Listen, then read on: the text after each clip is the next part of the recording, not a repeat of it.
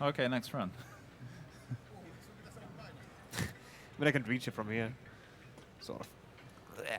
Oh, you have to get ready to stop it at the end. All right. Look at that. I'll just keep it there, whatever. Bother your fingers with it. Yeah, it doesn't reach any further, so it's fine. Anyway, can we go? Oh.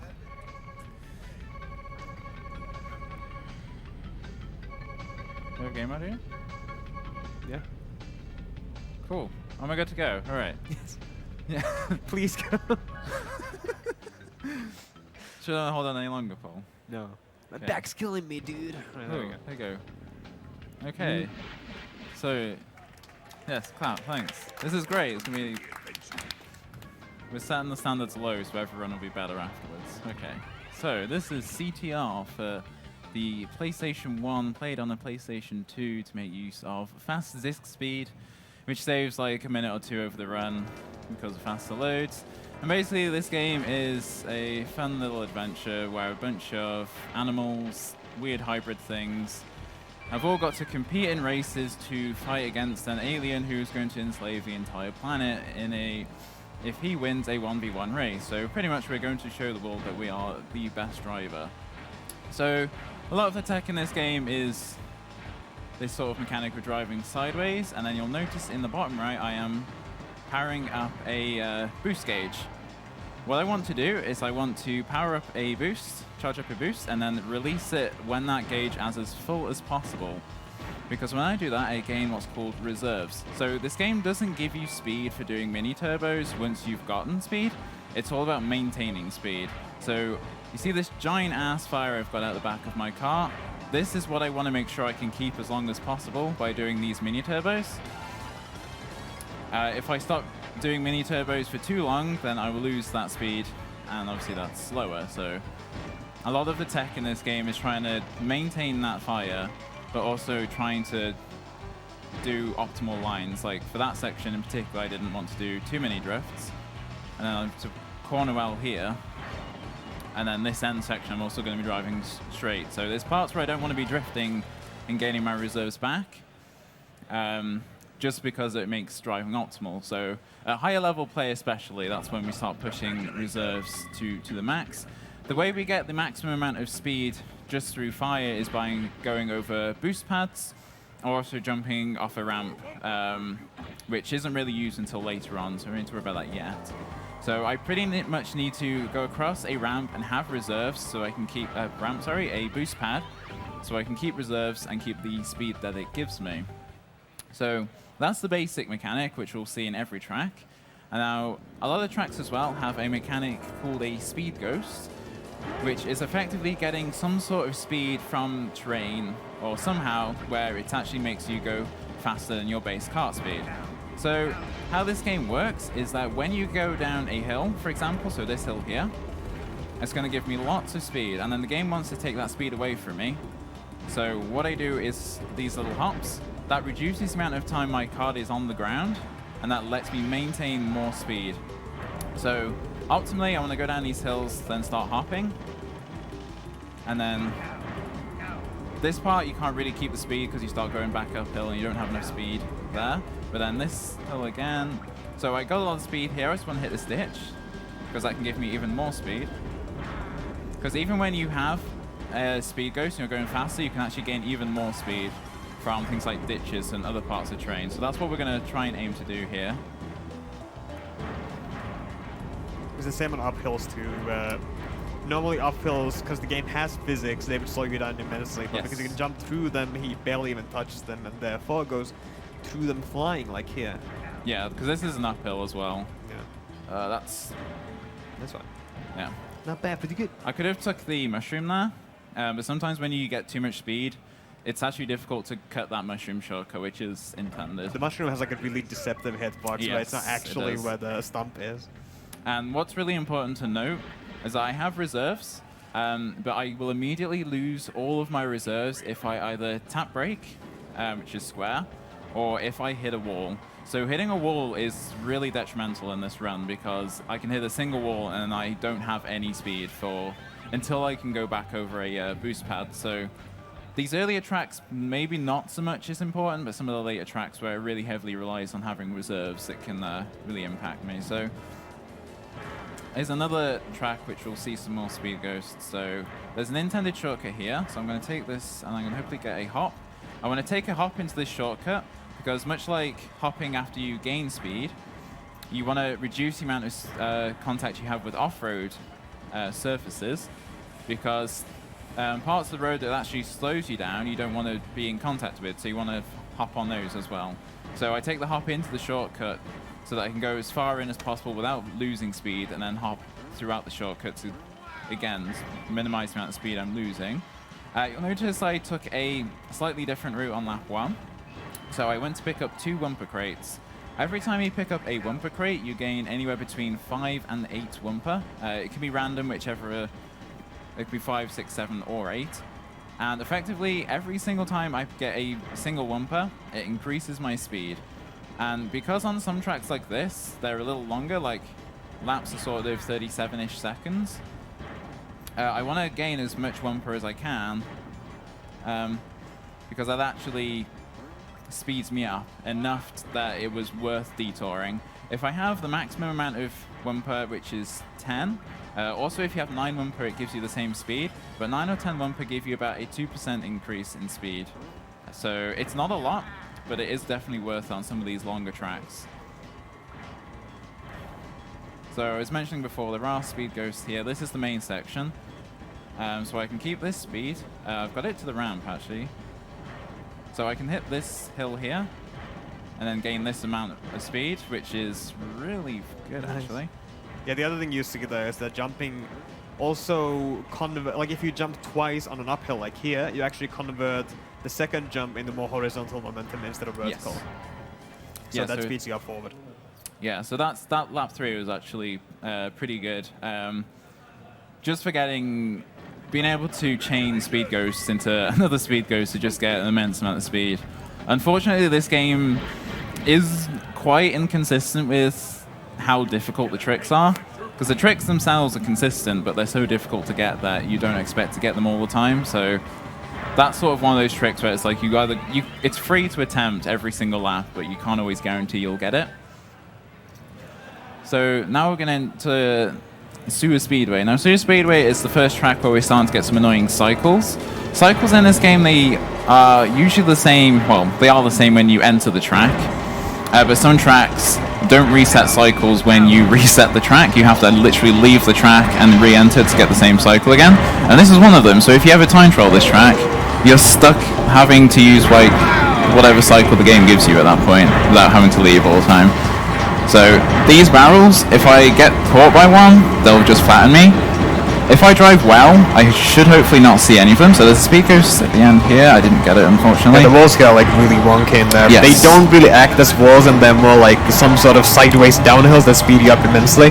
It's a very unique track in that regard, and you can get like a super speed boost. Oh my god! At the end of that, that's the first time that's happened in a marathon. I usually don't take that one very risky, so that's cool. I don't know if I can take the shortcut now. Yeah, you can. There we go. That's an intended shortcut. Unfortunately, that messes up all my cycles, so I don't know what I'm going to get. You can kind of tell them from the first barrel already, though, so it's fortunate in that regard. Yeah, so there's a wall here, so hopefully this will... There we go. So I jump off. You notice the speedometer on the bottom right is maxed out as well. That's how you sort of know you have a speed ghost. It starts fading out here, so I'm going to drift. But basically, that ramp gave me... Well, that wall gave me an immense amount of speed. And it's really important on getting good laps here. It's at high level play, that strat is actually quite essential.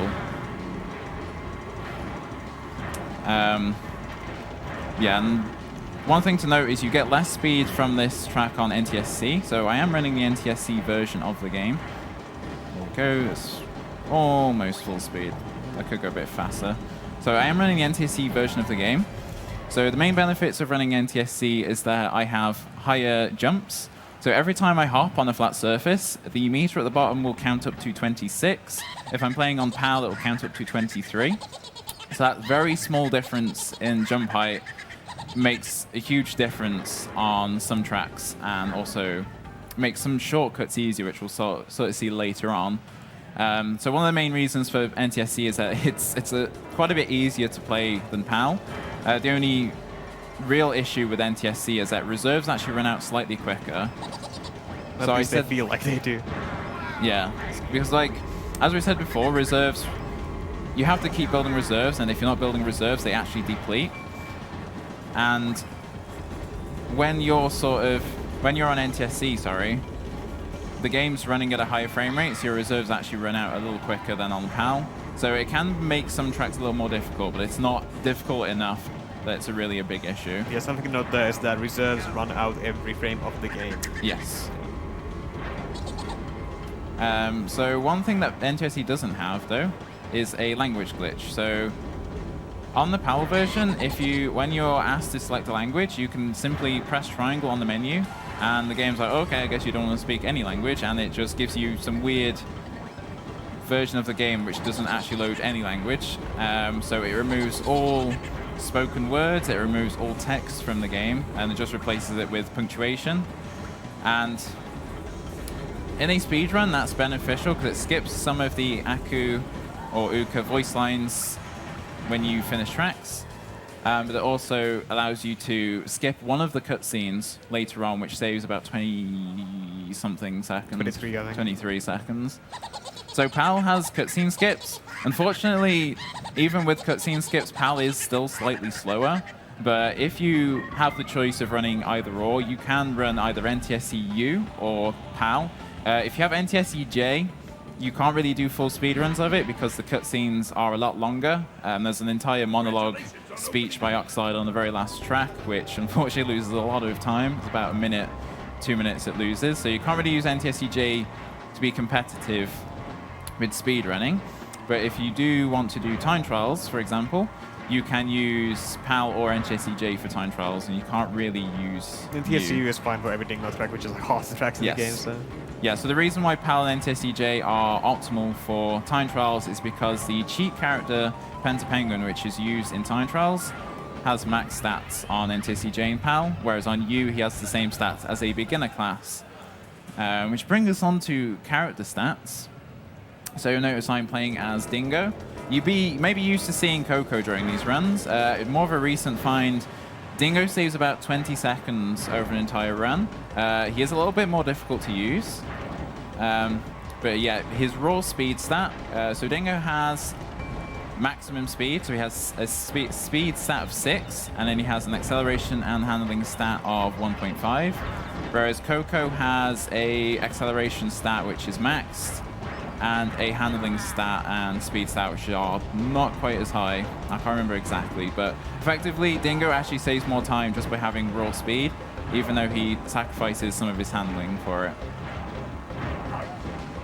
But what's good about this game is poor handling actually helps on some tracks, which is why Dingo's optimal as time trials than a maxed out character like You do lose speed when turning, so when Dingo doesn't turn as much, he loses less speed, or can do straight lines. Also, this might be a new marathon record of like getting actually 3 out of 3 walls. Yeah, so this track is a bit of annoying.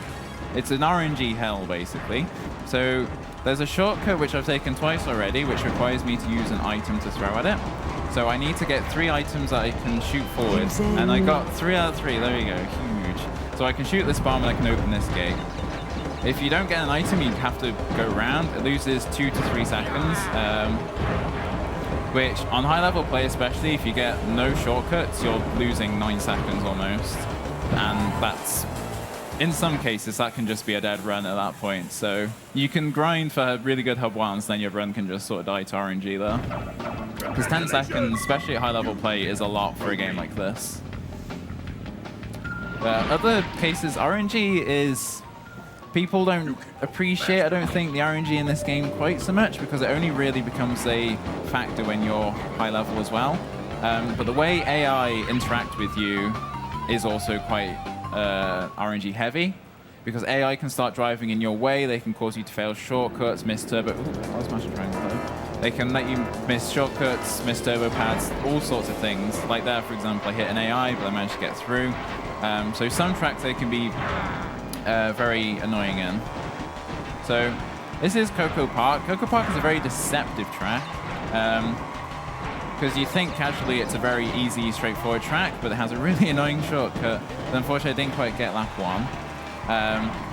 But effectively what I want to do is jump over the grass section up here. So what I want to try and do is jump onto the grass and then perform a mid-air MT. So I'm going to jump here. And he's drifting mid-air while also getting a jump. There you go. So that's an optimal way to do the shortcut. And then I also land on the downhill side of the hill, which gives me a bit of speed.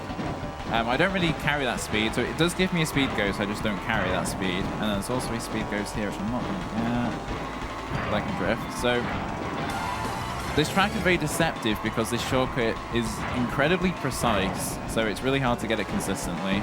It's just something arcane nobody can explain anyway. Yeah. So. And yeah, as Paul mentioned, the mid-air MT is where I do a single hop, and then I go into a drift. And then that gives me a bit of a propulsion. So propulsions obviously send me forward, as we mentioned before with double jumps. And that sends me over the hill and also lets me go into a drift, which is really important on NTSC for this track because I want a lot of reserves. Congratulations! You win a trophy. So now we're going to be going into the first track, which has an unintended shortcut. Well, a bit more of a major unintended shortcut. Corner cuts are a bit more unintended, but this one is definitely one that wasn't intended when they made the game, especially. If the Oxide Ghost doesn't do it, it's not intended. Yeah. So this track is a bit of a nightmare on Dingo. It's not very well designed for all characters, and also there's an AI in front of me, which I got past. Okay. So you have to do this annoying spiral section. Contrary to popular belief, Dingo can just about manage it with a U-turn. There you go. If you don't know how to U-turn casually, then you can't really do this track at all as a fast character. But we're going to jump on this pillar. Oh, missed it. That was a really bad jump. That's unfortunate. U-turning also means that when you brake, you lose all your reserves. But fortunately, there's a turbo pad right after. I'm just going to do the safe one. I don't know what happened there. Because there's a turbo pad directly after, you can land on that and immediately gain back your reserves. Not lose max speed for 2-1, which makes Dingo viable here, I guess. Yeah. Unfortunately, I just lost a lot of time on that map, but never mind. I mean, this game is like super volatile when it comes to trying to grind for PB, because if you miss anything up, it's just over like that. PB isn't completely dead, but it's incredibly unlikely that I can actually PB off this run at this point. For a 50-minute run, the game is really optimized, so yes. So that would actually be a restart for a lot of people at the top. So this is the unintended shortcut. There you go. So I want to jump off that bridge and jump onto that wall. You don't need a lot of speed for it on NTSC especially. You can just about make it, fortunately, there. Oh my god, okay. Just need to get across this grass. So yeah, so you don't need an awful amount of speed to make this shortcut. But basically what you want to do is land on this wall. And when you land on this wall, it tries to push you off. Because the game recognizes that you're not supposed to be on that wall. So it tries to help you back onto the track. Also, when you land on that wall, it classes as hitting a wall somehow. So you just lose all your reserves, so you can't actually carry it to the next lap anyway. But yeah, you can just land before the finish line, and then it'll let you count the lap. If you jump over the finish line, the game doesn't realize you've done a lap, because the hitbox to the finish line doesn't extend upwards. You have to pretty much... It's very thin, the hitbox is, and you have to sort of drive straight over the finish line for it to count. So if you're in the air too much, the game will be like, hey, there's not possible that you could have been up there anyway, so it doesn't count your lap. Oh, cool. Missing start boost now. So we're on Dingo Canyon. This track has some interesting tech. It's a bit underappreciated, I think. But the tech is incredibly inconsistent. It never really gets a good showing. There are these annoying armadillo cycles. They are consistent, but the cycle's so short that you can't always bank on knowing where it's going to be. Worth noting is that he's on NTSC, so they're even faster now, which makes it even more annoying. Yeah, because when the developers made this game, they did try and optimize it for both PAL and NTSC. But some things weren't changed, and speed of cycles is one of the things that isn't consistent between the two versions because the PAL cycles are at 5th, 6th speed, basically. So they're a bit easier to read than the cycles on NTSC, especially this last jump, which is a little blind. It's a bit annoying to take. This is also just a cut there. You have to get enough speed and pretty much hop through it, because if you don't, then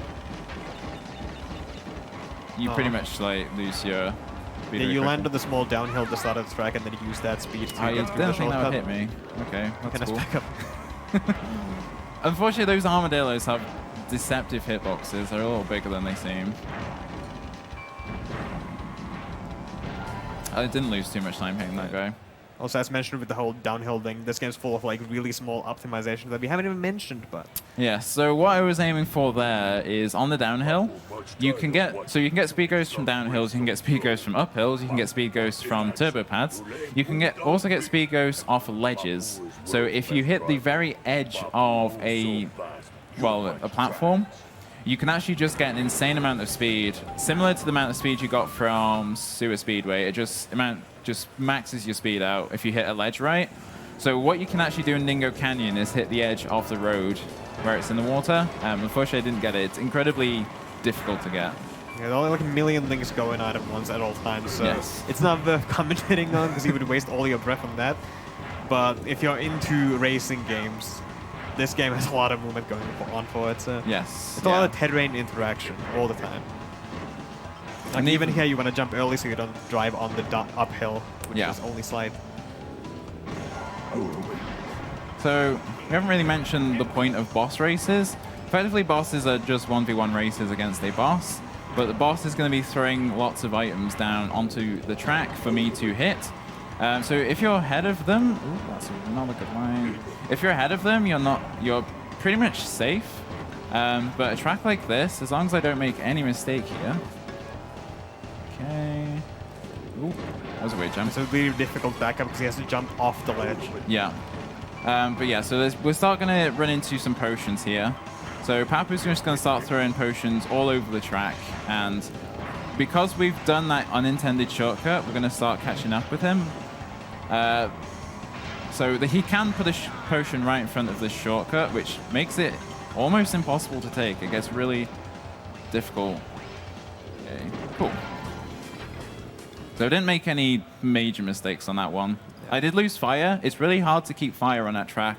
As I mentioned before, with reserves, when you do a U-turn, you lose all your reserves. So when you U-turn at the top of the spiral, you have no reserves landing on that boost pad. So you pretty much have a boost pad and 2 full MTs worth of reserves, which really doesn't last very long at all. So it's very easy to lose your reserves on this track. Also worth noting is that if you do short MTs, they don't count as much for reserves as full ones do. So you have to time your stuff proper too. Yes, because that's what we're aiming for full MTs. The benefit of doing short MTs, which I don't think we mentioned as well, is when you do an MT, it gives you a slightly tighter line. So if I was to do 3 short MTs, which I'm going to do here anyway, it gives me a tighter line than if I were to do long MTs, but they just give less reserve. So it's sort of, you don't always need to do long MTs, but most of the time you do. Just to mention, I looked backwards entering Blizzard Bluff to reduce lag from the hub loading. Which, RNG. yeah, it saves a little bit of time. So Blizzard Bluff is sort of the track where a lot of runs that are good in Hub 2 just fall apart. That boulder is a pain in the ass because you just never know what cycle it's on. This is probably the hardest hub in the game anyway, so like all the runs come here to die. So we're going to hopefully do an unintended shortcut there. So I did a single jump, and then I did a propulsion over the fence. So that trick, hopefully I can get it all 3 times, but if you fail it, you just flat out lose 10 seconds. And as I mentioned before, 10 seconds in a speedrun like this is just, that's a reset, really. Unless you've got lots of time save later on. For me, personally, I don't keep runs that fail a Blizzard Bluff shortcut, so this track, even though it's it's the shortest track actually in the game, but it can just kill a lot of runs, and a lot of Paul's runs have all just died here. They die here, especially when the AI catches up to you and they can block the shortcut entirely. However, this looks good, so it's fine. Yeah, so there you go. We did it each time, so we didn't have that problem. There's also speed ghost here, which I got on lap 3. Cool. And you can just jump over the ice. So now we're going to get a new Audio skips. Audio skip. So I'm going to mash start. I didn't get it. Yeah. Okay. So whenever you finish a track after hub 2, so once you've heard all of the Aku Uka tips, there are audio skips where you can time your input and press start the moment before the trophy hits the top of the screen. If you time it right, you actually skip Uka, rewarding you with a trophy, and you can unpause and move immediately. It saves like 2 seconds or something each time. So it's a really annoying thing because it's the most inconsistent thing in this game, unsurprisingly. Because you just have to pretty much mash start, and it's incredibly precise. We don't really know how precise, but we're not talking about seconds. It's frames precision, really. Even though we mentioned before that PAL would be equal to NTSC, they really aren't next to this thing being found. Yes, so PAL automatically skips these cutscenes, but NTSC you can skip them with a frame-perfect input. Yeah, so if you're a God gamer who can mash at 30 Hz per second, then you're welcome to get world record. So this is Dragon Mines. This is a bit more of a different track with Dingo because of how you have to take the shortcut. So Dingo really struggles taking this shortcut properly because you can't drift into it. You have to do a U-turn into the shortcut. Sorcery, Speed Ghost, I took that corner too sharp. It's a shame. However, Speed Ghost still retains the speed even without fire, so yes. It's mostly fine. Yeah, so this shortcut here, I can sort of drift into it. I could have drifted into it there, actually. That was a decent enough line. But if I have, because I lost fire, I'm going slow enough to take that a bit easier. But when you actually have fire from this boost pad and go into that shortcut, you pretty much have to do a U-turn into it because it's just really precise with Dingo. Worth mentioning, if you go really far to the left of that finish line and then jump, you actually jump over the finish line and your lap doesn't count. Shoutouts to Le Baguette Man. Oh, you got it. So that was the lap skip. There we go. Audio skip. So that saves like 2 seconds, and it's, yeah. I don't really... I don't expect to get any of them, to be honest. That's the litmus test for God gaming, right? Yeah. There. On average, I get about 2 out of 6, I think, so that sort of speaks for itself. So now we're going to come into Polar Pass. Hopefully this will be a bit of a redemption from my ESA run I did last week. But we're going to be doing a strat which has not been done in a marathon before. I can confidently say that. Unfortunately. So we're going to go for it here. Ooh, first. There we go. So that is the BBJ. It's a Brazilian BJ, a Brazilian boomerang jump. Effectively, you can jump over the lake by just driving forward and U-turning into the wall. So you have to time your U-turn, and then you have to time your jump. You have to be in the right position. There's so many moving parts, and if any of them are slightly out, that trick is just not possible. It is at least lenient enough to do in runs. It's not like super strict that it has to be perfect, but it's not lenient enough for it to be consistent. The world record doesn't do this strat because it's really difficult. Because I'm playing with Dingo and on NTSC, it's a bit more easy, but there you go. I jumped slightly too late, so I just fell straight down the into the lake. Yeah, if that happens, it's up 3 sets. Yeah. So I'm going to do the backup, which is just that. Yeah, you can also normally just do that, but it loses like 3 seconds compared to the BBJ. Yes. Yeah, so the other jump, I think, optimally, it's 3.5 seconds you save per lap. So it's over 10 seconds, and we were saying before, 10 seconds is a reset if you lose that much time, but this track has 10 seconds of time save, so it's a really difficult shortcut to go for, but it also saves a lot of time, so it's really... A lot of people won't do it, probably, and still won't do it, but I think there's about 2 or 3 runners who consistently do now. So hopefully we can get at least 2 out of 3. Ooh, hey, there we go. Right. Oh, I U-turned too much. I had enough distance. I got a bit cocky on that one. Yeah, got greedy. If you land on the downhill, you can get a really, really big speed boost. Maybe you can get a hit. Yeah. So what I think he tried to do anyway was land on that and then just go for all the speed he could have gained, but oh well. Yeah, if you land on the right part of the hill, you actually get an immense amount of speed for the cave section. Which actually saves, it probably saves about a second, I think, that, because you just have so much speed. But these are a bit more of the inconsistent time saves, which landing at the base of a hill after a really difficult shortcut is just, that's just adding another moving part to already a really difficult shortcut. So it's not something like you expect to get all the time. the good old donation reading track, but Yes. Yeah, this is the exciting Tiny's Arena track, which is incredibly full of skill, and you have to know what you're doing. There's a lot of driving lines, there's a lot of hills you have to take properly. There's a lot that is going on in this track, but a lot of runners hate it, and they hate it because it's boring, and it's a shame because it's a really cool track. the better you are at the game, the more fun you have with this, more or less. So. Yeah. But obviously, cornering is important. Hitting these hills properly is also really important, because I say your inputs have to be really precise to do optimal laps here. This is actually one of the tracks where Dingo loses a substantial amount of time over the old Coco run. So we were saying about how Dingo saves 20 seconds over the entire run. He pretty much saves time on all but 3 tracks. And this is one of them. Or is it 4 tracks? He saves pretty much, yeah, all but 4 tracks I think he saves time on. He loses about 3 seconds, about 1 second per lap on this track. Maybe a bit more actually. And it's all down to cornering. Dingo can't take these corners well enough. So you lose just an immense amount of time here. Especially on corners like this. Like, I can't hug that wall at all. And then here I have to do a U-turn just to keep my line straight. Ooh, that was interesting, John. I guess you could post in chat for questions for the next 2 minutes here. Because that's all we got. The for Q&A Arena. session. Oh, I lost fire. That's a really annoying. Yeah. You got 90 seconds. Wrap it up. Get it a go. So, yeah, that section, it doesn't really matter if you lose fire there, though, because you can just gain it back. Actually, there's a key thing on that section. So I was mentioning about how you want to maintain speed. There's tiers of speed in this game, and they are all from what MT you've done, so what mini turbo you just did. So if you do a single mini turbo, you have 1 mini turbo's worth of speed, and then 2 and 3 each also increase your speed, and then until you get to 3 mini turbos, and then that's like the max amount of speed you can get without going over a boost pad. So after you do a U-turn, sometimes it's really important that you actually just get back up to 3 mini turbos worth of speed, which is why that section I want to do 3 mini turbos as soon as possible.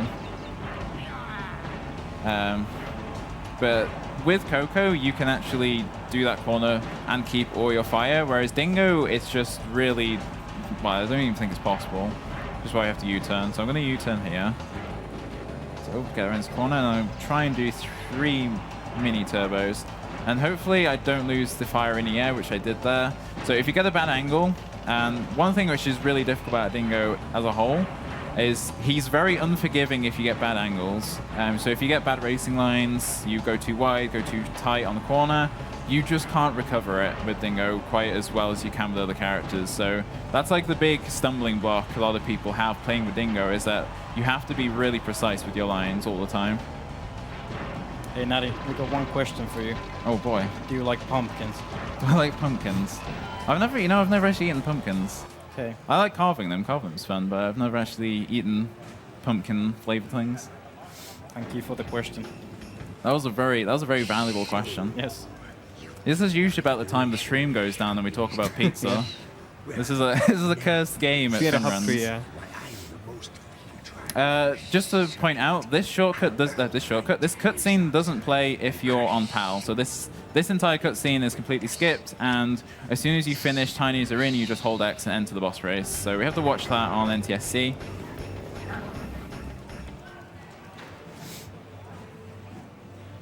But yeah, again, I don't think we really touched upon it, but every boss race just takes a track from the other tracks. I think every boss has got a start boost. This is incredibly unlucky. So bosses can get start boosts, which puts them slightly in front of you at the start, obviously.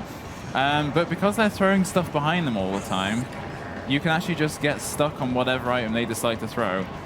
So I managed to avoid all the items so far, but it's really rare that all bosses get start boosts, especially Komodo Joe. As you go sort of further in the game, the AI on the bosses sort of get worse for some reason. So the AI for Joe is actually worse than the AI for Papu, so he does less start boosts.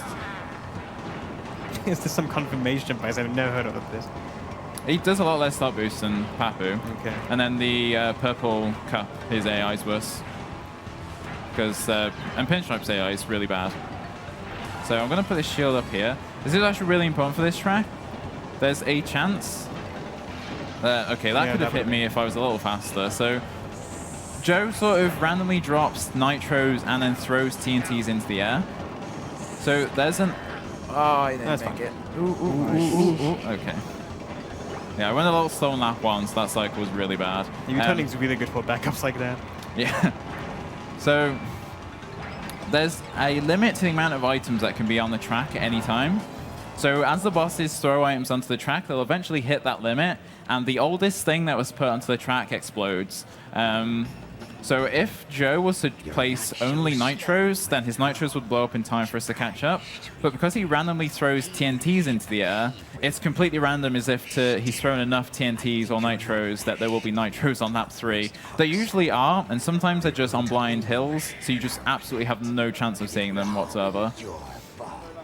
You just have to sort of know the places they can be and maybe play it safe and hope you don't hit something, but it can just be in all sorts of places. So now we're going to be entering Hub 3. Hub 4. Finishing Hub 3. Hub 4 has a new mechanic where the developers thought, hey, this is cool, let's put it in every single track we make for Hub 4. So every track in this hub has what's called a Super Turbo Pad. And Super Turbo Pads act a little differently than regular turbo pads, which we'll see at the start of Engine Labs. But this is also where reserves will start playing a huge part. So I need to keep a very close eye on my reserves here. But I need to make sure that I've got enough that I can do the end section properly. So I'm just going to take a little line here just to get some if you paid attention like 30 minutes ago. Yeah, so this is a Super Turbo Pad. We're only going to keep it for a little bit there. But you'll notice that gives an insane amount of speed when you go over it. And the only way to keep that speed is by, well, pretty much just not doing any other source of boost. So I want to drive over that turbo pad and just drive normally. I don't want to do any mini turbos, any landing boosts, anything else. Yeah, you don't want to jump off of it either, because that gets rid of it. Yes. Like seen here, he doesn't jump, and yeah, so I keep this speed, and I didn't get a drift. That's really annoying. I've not failed that before. Okay, well, that's that's a huge amount of time loss. Actually, that is really bad. That's like 10 seconds or something. Annoyingly. Anyway, as mentioned before, since he's not doing anything, he's losing reserves every frame of driving on the max speed USF thing, like here. And that means he needs to stack up on reserves beforehand throughout the entire track, more or less.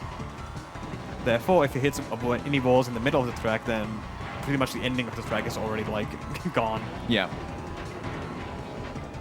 I usually don't know what cycle I'm on. Cycle's also sort of important because of that boost pad on the barrel section. I took a really wide corner there. That's fine, because he didn't have any reserves. So hopefully we can do it properly this time. I won't go for that strat. I'll just do that instead. Yeah. That gives you a wider line. What I was trying to do is just do a drift on that middle bridge. You can see the speed difference here. Yeah. So I have a speed ghost here, which is depicted by the speedometer being max. So it is worth doing hops there. But it's incredibly difficult for Dingo to keep USF around that corner, but I'm going to lose it on that boost pad anyway, so we actually just do a U-turn, so we need to keep reserves up until that corner at least, because we can't keep the USF around the corner, we have to do a U-turn, and as we said before, U-turns completely remove all your reserves. So what I want to do is, it didn't do it again, I don't know what's going on there. Basically, you can do a right-hand drift and then do a little jump onto the bridge just for a tighter line.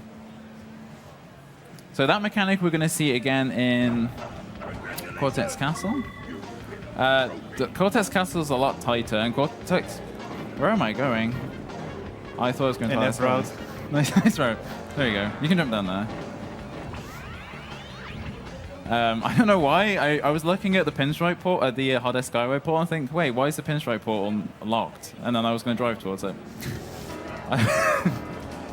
So, Cortex Castle, this is another track that loses time with Dingo because it's very much based on taking good lines. Everything is a right angle in this track. I'm going to sneak that box. So, I need to take a very specific mini turbo route here. and I don't want to cut too many out, because if I cut too many out, then I won't be able to do the end section properly. So I need to make sure like these drifts here are all full. So I'm going to do 3 here. Yeah, again, the quality of the mini turbos matters a lot. This one. And this is where new runners especially will fall over trying to do this track optimally, because it takes time to learn how to do optimal mini turbos and get a feel for them. So now I've got this speed, so I'm going to keep this speed hopefully through this section. And then I can't really keep it past here, so I'm going to lose it there. So you don't even need to keep it for that long, but it's long enough that it actually makes it quite difficult with Dingo. With Coco, you actually keep the USF all the way to the first ramp, which is even more precise, but you can take better corners and do more reserves with Coco. Whereas Dingo, you're very limited. Because we want to sort of balance between getting good reserves and then also taking good lines, because we don't just waste time doing reserves all over the place. So the route I have is very specific to getting the sort of optimal amount of reserves. I can hopefully cut this spider. Oh, he lifted up. You can cut that spider if he's on the if he's the one on the right has fallen down.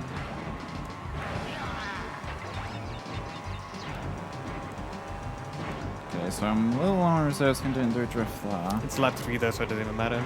Oh, you ran out. It matters enough on Dingo that you literally lose reserves before that round. That's how tight it is. So there I actually lost all my reserves.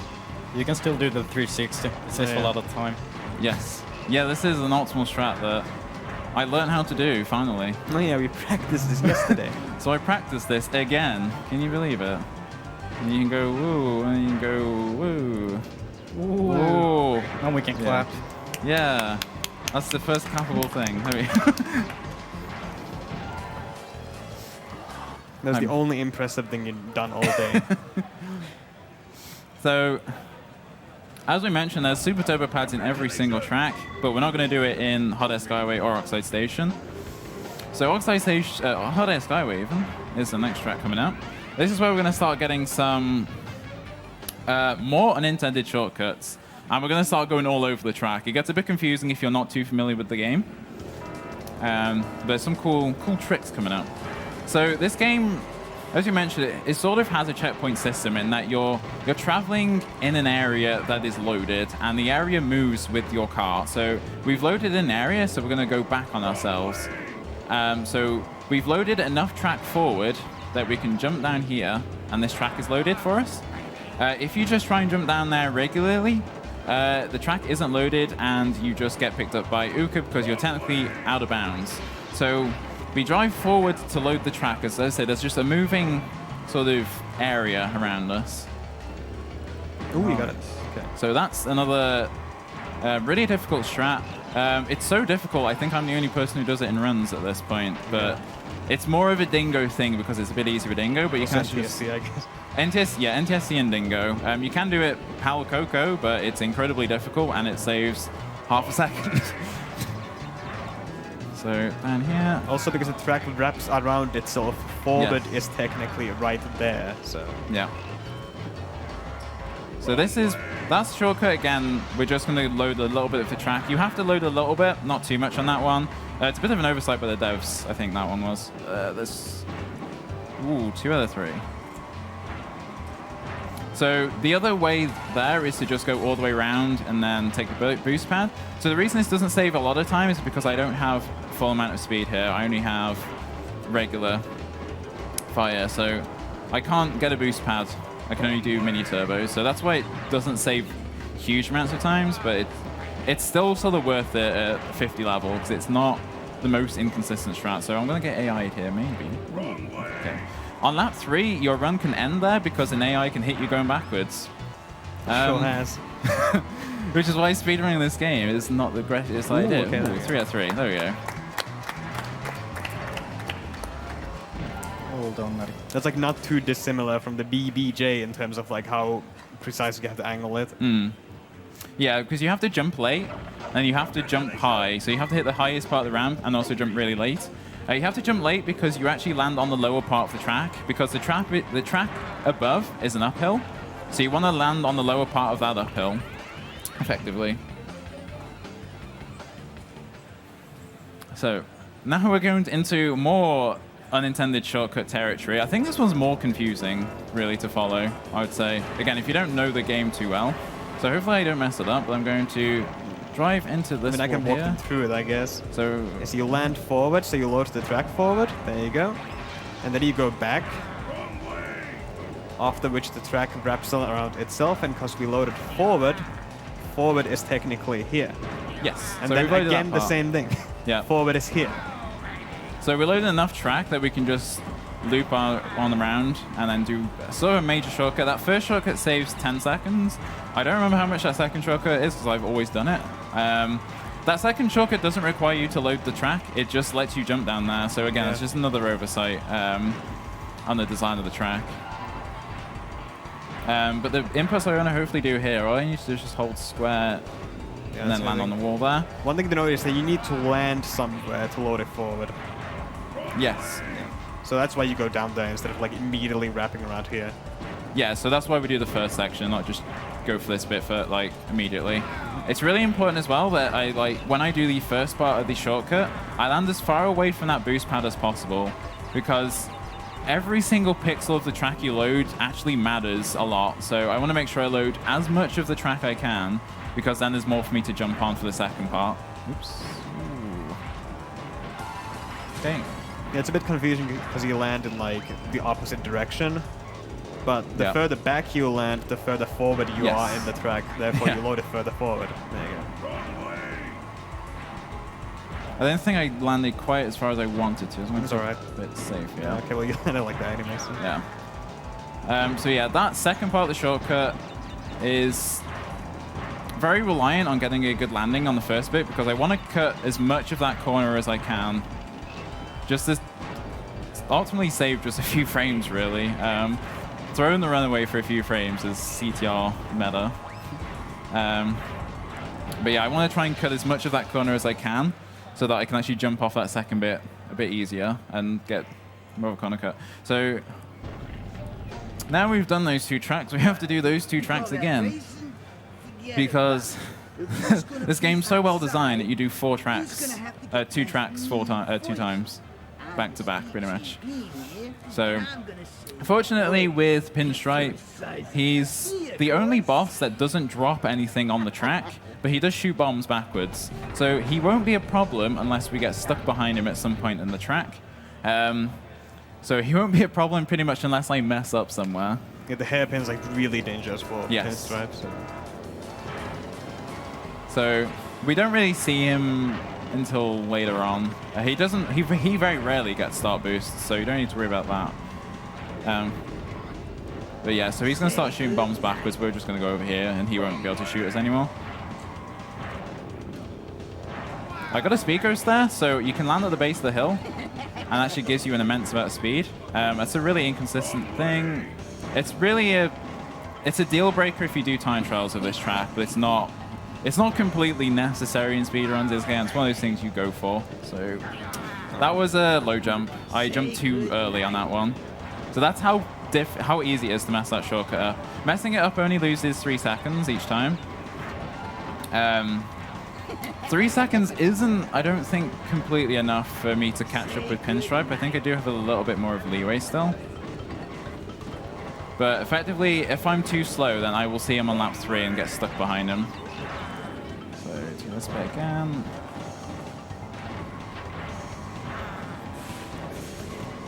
It's really important I get a mini turbo there, which makes the shortcut a bit easier, so I can get enough height to do the jump. So I want to be really far to the left. Oh, that's really annoying. It's unfortunate you can get this perfectly, and then sometimes like you can just be so slightly off that you can't do the shortcut. No, it doesn't work. So I'm going to struggle on lap 3 a little bit, because now I'm going to be catching up with Pinstripe.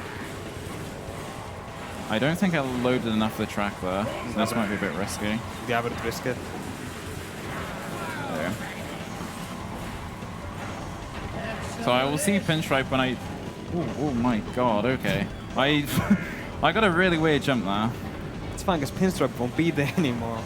Yeah, so we went so slow that Pinstripe won't be a problem for me nearly as much. But yeah, this is a section where he'll start shooting bombs backwards. Yeah, you can even see them in the background Yeah. sometimes. Oh, that... Well, that's just how it goes, I guess. Those were really bad positions, every single one of them. I can see the mistake as it happens, but it's such a small movement, it's such a small fix that you just can't do it on the fly. Yeah, because you're a car, you have to commit to. Yeah. How many times did you get that in ESA? I got it 4 times, so I did it worse than this marathon. But I got one more BBJ, which counts, I guess. The first BBJ ever done in a marathon. Here's a key for your troubles. So now we're, obviously, as we said before, we're just going to do the exact same tracks again. So we're going to face Oxide, obviously an Oxide station. And this, as we haven't mentioned enough before, RNG is a huge issue in this game. And if you manage to survive AI hitting you, bad RNG with items, all that mess, you now have to do the last boss who can wall the last shortcut with items. He will just block it completely. He also has a random start speed. So this speed, he's got the fast one, so this one's fine. I won't catch up with him. He can go really slow there. He can go sort of somewhere in the middle, or he can go really fast. It's completely random. I don't know why. So fortunately, he went really fast, which is the one I want, because I want him to be out of the way. If he goes really slow, he might knock me when I'm going for the shortcut, which again can just mess the run up. So it's really annoying, that section in particular. So Oxide throws a complete random amount of, well, he throws all the items down in set places. So he always throws the same items down in the same areas, but he throws all the items down pretty much. So I can freely drop items because they'll just blow up before I get to them. So ultimately I want to roll a shield. So this is where, not really touched on before. Oh, there's some items. I thought I could get in between that. Oh, that's really bad. Is it? No, it's not ice, so it's fine. Yeah, the red bottles have a random effect, so if you got ice physics, that would have been like dead immediately. I thought I could go in between them and the wall, but I guess not. I'm really bad at working out potion hitboxes. They shouldn't be there, though. They were only there because Oxide threw potions from the track below, so that's just another way your run can die, I guess. I think if I was in a proper run, I'd probably just go round, play a bit safer. So... online placement, there you go. I'm trying to... The issue I have with this is I'm trying to focus on... Oh, that's really bad. That's really bad. I'm going to have to go back. Yep. So because I really find it hard to do the shortcut on lap 3 because I'm trying to focus on where the potions are as well. So like you have so many more things to focus on. And that was completely unable to dodge that. So we're going to do the backup. Let's show this off. That was... Oh my god, can you please let me do the backup? It's really easy, I promise. Alright, you just... Marathon consolation prize is having more fun. Yeah. Oh, you didn't hey, even cool, get ready with the button. Okay. So you have to press time. I do, yeah. Okay, well, unfortunately, you don't even get to play the obstacle course. Now you do, okay. Oh, never mind. Like, this one's really fun if you do mess everything up, but it's like the only thing. I can do it. Oh. Hell yeah. Fine. Ooh. So yeah, there you go, that's CTR. That's another Marathon 52. 51s are just cursed, I can't do them. What did you get in ESA? 52. Remember the seconds? 02. Oh, two. Okay. Yeah, so this was worse than ESA somehow. But, yeah. But it felt better, yeah. Yeah. We got some more cool stuff, and yeah, that's... Oxide just goes back and he complains about being a sore loser or whatever. And we've saved the planet Earth from being enslaved. So there you go, that's CTR. Obviously, if you want to learn CTR, just go to speedrun.com/CTR, join Discord, and no one posts in there because everyone plays the remaster. But there you can play this. The latest messages are going to be welcoming. Have fun with that. Yeah, so yeah, you can kick us off now. We're done. We've played our game. Yeet.